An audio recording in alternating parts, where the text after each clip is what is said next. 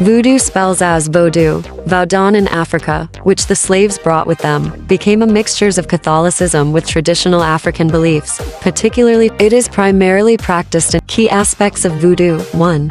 Belief system. Monotheistic, voodoo practitioners, known as Vodouisants, believe in a single supreme god called Bondi, meaning good god. LWA spirits. Under Bondi, there are numerous spirits called LWA, each with distinct personalities and roles. These spirits are often equated with Catholic saints. 2. Rituals and practices. Ceremonies. Voodoo ceremonies involve drumming, singing, dancing, and sometimes spirit possession, where a LWA temporarily inhabits a practitioner. Offerings. Practitioners make offerings to the LWA, which can include food, drink, and sometimes animal sacrifices. Symbols. Rituals often use symbolic drawings called vives, which represent different LWA. 3. Misconceptions. Voodoo is frequently misunderstood and misrepresented in popular culture. It is often wrongly associated with devil worship, black magic, and malevolent practices. 1. These misconceptions stem from historical misrepresentations and Hollywood portrayals. 4.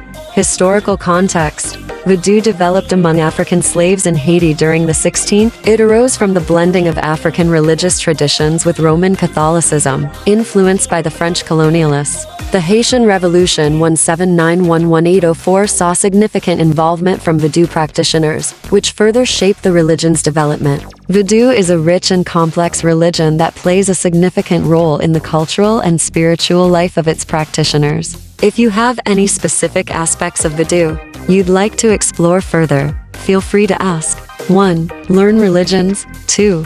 Wikipedia. 1. BBC Bitsize. 2. God and all things. Hindu rites of passage, known as samskaras, are significant rituals that mark important stages in an individual's life. These rites are designed to purify the soul and prepare a person for their next phase of life. Here are some key samskaras. Key samskaras in Hinduism. 1. Garbhodana conception.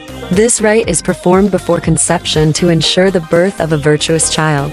It involves prayers and rituals to sanctify the union of the parents. 2. Hamsavana fetus protection. Conducted in the 3rd or 4th month of pregnancy, this ritual is meant to ensure the health and well-being of the fetus. 1. 3. Samananayana parting of the hair. This ceremony, often referred to as a baby shower, is performed in the 7th month of pregnancy. It aims to protect the mother and child from evil influences. 4. Jatakarma birth ceremony. Performed immediately after birth, this rite includes rituals It often involves whispering sacred mantras in the baby's ear. 5. Namakarana naming ceremony. Held on the 11th or 12th day after birth, this ceremony involves naming the child and seeking blessings for their future. 6. Annaprashana first feeding. This rite marks the baby's first intake of solid food, usually performed around 6 months of age. 7. Chudakarana first haircut, also known as Mundan. This ceremony involves shaving the child's head, symbolizing purification and the removal of past karmas. 8. Upanayana sacred thread ceremony.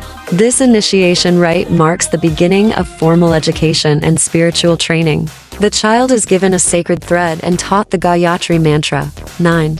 Vivaha marriage. Marriage is a significant samskara that involves elaborate rituals to unite the couple and seek blessings for a prosperous married life. 10.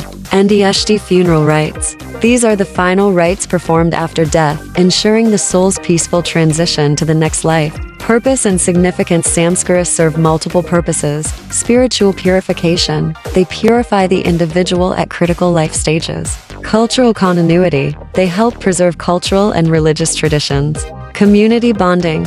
These rites often involve the community, fostering social bonds and support. These rites are deeply embedded in Hindu culture and reflect the religion's emphasis on the cyclical nature of life and the importance of spiritual growth at every stage.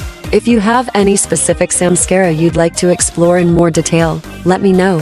1. Learn religions. Jewish rites of passage, known as life cycle events, mark significant stages in an individual's life and are deeply rooted in religious and cultural traditions. Here are some key Jewish rites of passage. Key rites of passage in Judaism. 1. Brit Milah circumcision. When performed on the 8th day after a male baby's birth, Significance: this ritual signifies the covenant between God and Abraham's descendants, as commanded in Genesis 17.